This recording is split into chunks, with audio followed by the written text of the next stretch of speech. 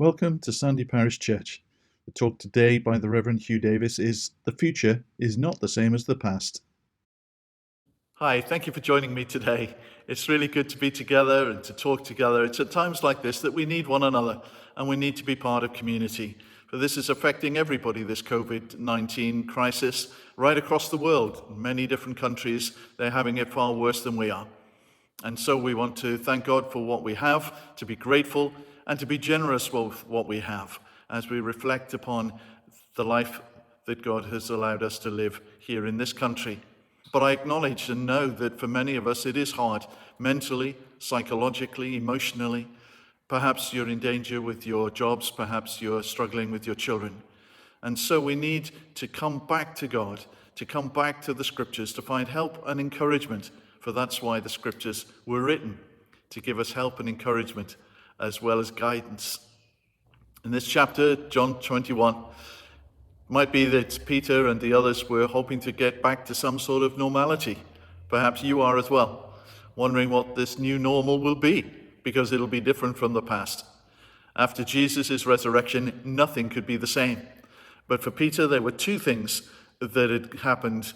One had been that he had come to see himself differently, and he'd come to see Jesus differently. There had been two huge shifts in his understanding of the world, seismic shifts, paradigm shifts, ways of understanding himself and ways of understanding the world. And they were both unexpected. He discovered that he wasn't quite the man that he thought he was. Peter had come to think of himself as the strong one, as the one that others could rely upon to cope in a time of difficulty. Indeed, when Jesus said that he was going to be arrested, Peter had said to him, "No, Lord, even though other people will leave you, I will never leave you. I will be the rock, just as you said, I will be the rock." But in the end, he buckled. 3 times he denied Jesus. When Jesus was arrested and he was taken before the jumped up court for a false trial, it was there in the dark shadows that Peter was asked, "Are you one of his followers?" "You are one of his followers." And Peter said, "No, I'm not. I don't know the man. I don't know him." 3 times he denied him. You can sympathize for the man whose inner being crumbles as he realizes that where he thought he was strong, when difficult days came, he crumbled. And for some of us in this crisis, in this pandemic, in this time when our world is shifting, when our jobs are uncertain, when those that we love are just so annoying, when everything is pressurizing us and we find that our tempers are short, the temptation is strong, we find ourselves disappointing ourselves and feeling that we're not the people that we thought we were. Just as others are rejoicing when Jesus was resurrected, Peter was feeling broken.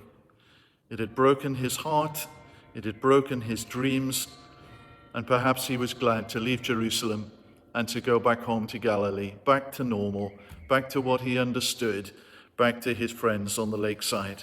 But it's here that Jesus meets with him and restores him 3 times. Just as Peter had denied Jesus 3 times. "Do you love me more than others?" Jesus asks Peter. Once the fish have been brought in, once Jesus has settled the boys down in the campfire there, he's got fish for them already, he's got bread for them, and yet he accepts the fish that they've brought as well. And they sit and they eat and they talk, and I wonder what they talked about. Some of them just looked at Jesus, watching him eat and thinking, how is this? What is this all about? And some of them so excited and so full of joy. And yet Peter, broken-hearted, just can't join in their joy. And Jesus eventually says to the others, "I'm going to take Peter over here for a moment. You just talk amongst yourselves." And he and Peter go for a quiet word. And Jesus, recognizing the brokenness of Peter, speaks so kindly and so tenderly to him and says, "Peter, once upon a time, do you remember just before the crucifixion, before my arrest, you said that you would stand by me, that all else would leave me, that you would be the one that is the sure rock and foundation. Let me ask you, do you love me more than anybody else? Do you love me more than the rest of these people? Do you love me more than your fishing? Do you love me more than anything? He uses a particular word. He uses a word which in Greek is agape. That word means love that goes beyond all other loves. There's nothing wrong with other loves, to love fishing or love golf or love your new car.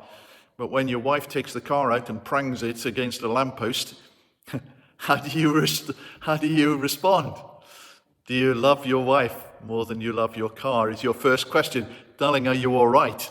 Or, what have you done to my car? And Peter has lost his arrogance. He says to Jesus, Jesus, you know that I love you. And he uses a different word. He uses the Greek word phileo. In Greek, there are three words for love. One that you know, eros, the sexual love, the erotic love. The other, agape love, the love that is spiritual, that is high-minded, that sacrificial, the love that gives all. Greater love hath no man than this, that he gives his life for his friends. Agape love, to give up everything for this. And the third, phileo love, like a brother. I love you like a brother. That's what Peter said, I love you like a brother. And Jesus says, feed my lambs. And then we're told that Jesus said a second time to Peter, Peter, do you love me? Do you agape me? And Peter, reaching into the brokenness inside and the shame that he remembers of that night beside the campfire with the servants asking him, aren't you one of his? And he says, Lord, you know, I phileo you. I do love you. It's not all that it should be, and it's not all that I would want it to be, but I do love you. And Jesus smile at him and say, tend my sheep, take care of my people. And then a moment of quietness, and Jesus looks directly into Peter's eye, and he says, Peter, do you really love me? And this text in John, he says that Peter was sad that Jesus asked him a third time, do you love me? Not because it was a third time, but now Jesus had changed the word. And instead of asking him a third time, do you agape me? He says, Peter, do you phileo me? Do you really love me like a brother? And Peter says, you know all things, Lord. If I could, I would say I agape you. If I could, I would say that you are the most important thing ever in my life. But in my heart of hearts, in my broken spirit, you know, I do love you, and I wish it were more. And Jesus looks so kindly upon him and says, take care of my flock, Peter. Feed my people. Take care of the young. And then he says the most beautiful words that must have brought some confusion and some joy to Peter when he says, Peter, when you were young, you did whatever you wanted to. You went wherever you wanted to go. But when you are old, they will bind you, and they will take you, they will arrest you, and they will martyr you. Really? Is that an exciting thing? I think for a broken-hearted man who has succumbed to temptation, to be lifted up and to be restored by Jesus, and to see that the future is not the same as the past, that there is a hope that the future will be different, and that there is strength to be found in following Jesus. It's a lovely thing.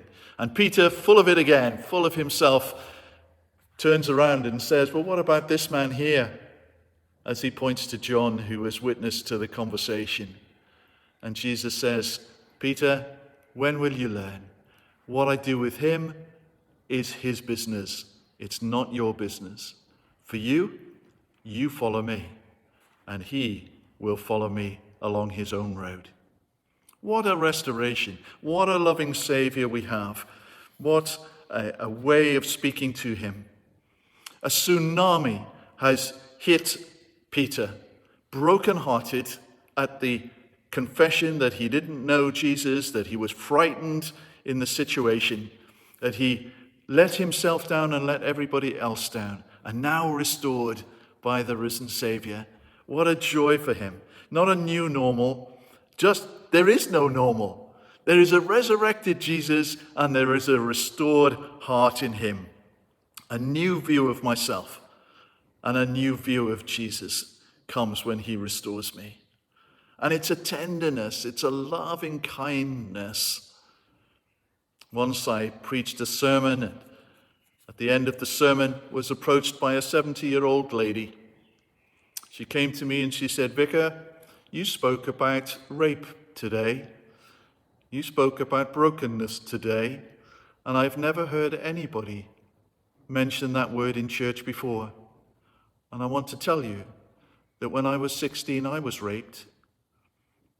And when I went home to tell my father, he beat me, and he told me that it was my fault. And I looked at her with compassion, and I said, 'Oh, my love, that's not true. The Savior loves you. He draws you to himself. And with a short prayer, we simply prayed together for that shame and that guilt that had haunted her throughout her life.'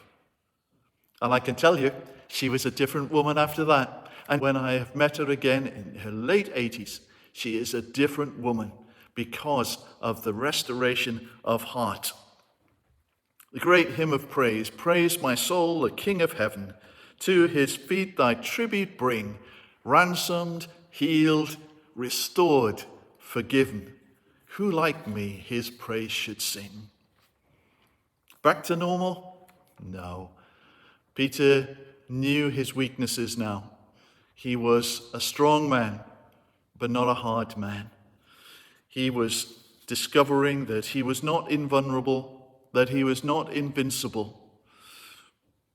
He'd been nicknamed Rocky, but the strength wasn't in himself.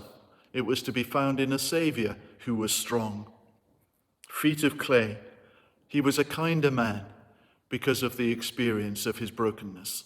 And perhaps this time of lockdown, this time of pandemic, this time of fear of employment, fear for our children, concern for our health, realizing that our life may not be what we hoped it would be. Maybe it won't be as long as we thought it would be. Peter became less critical of the failure in others because he had recognized the failure and fear within himself. And as Jesus gave him the role of tending the lost, the least, the last, caring for the broken, caring for the downtrodden, that was to be Peter's new ministry, not out of strength, but out of trust and reliance upon Jesus. He saw in Jesus the power in forgiveness, the great beauty in restoration, and the hope of resurrection. In Jesus, Peter found a new life, a new message for the world. It was a new adventure for him. There was a new world ahead of him, and he was called to live not with a sense of failure, but a sense of adventure. This crisis, what is it doing to us? What is it doing to you and to me? What opportunities will it give us? An opportunity to reassess ourselves, to be kinder to ourselves, to know that we are not always the strong one, but that there is one who is strong. One of the nurses in a London hospital spoke to me a few weeks ago. She said, "This virus is indiscriminate. That's what's most frightening." In her experience and on her wards, she said, it's not just taking the elderly and the vulnerable and those with underlying health problems. It is taking the young. It is also taking the healthy, and it is unpredictable. Well, it gives me pause to think that I'm not invulnerable, that the pressures at home are drawing out from me strength that I didn't know that I had. And in my weakness, I turn to Jesus. On my bad days, when I'm shamed by the things that I said, the things that I did, the way that I behaved, when I lost my temper, then I find a Savior who picks me up and gives me the chance to start afresh, to reassess, to lean on Jesus for a fresh start, and to begin a new chapter of my life. Not normal, not back to normal, not a new normal, a new adventure and a new chapter and a new understanding of myself and of him on whom I lean and trust. And I pray that you also may know his presence and his peace and his power in your home and in your personal lives. God bless you.